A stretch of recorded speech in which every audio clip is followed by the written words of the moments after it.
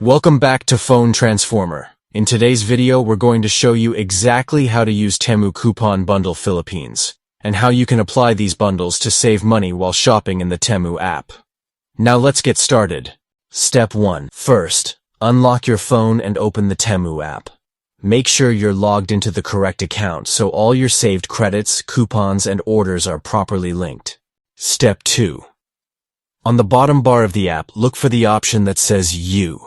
It's usually located on the far right side. Tap on it to open your profile and account settings. Step 3.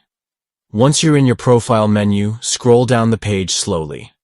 Look for a section labeled Coupons and Offers, and tap on it to view everything available for your account. Step 4. Here, you'll see a list of all active coupons, offers, and bundle deals. If you see a bundle coupon you want to use, simply hit the Use or Get button next to it.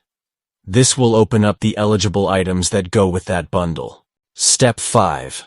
Now, check through the list of available items shown under that coupon bundle. Pick the item or items you want to buy, then follow the steps shown on the screen to complete your purchase using the coupon. That's it.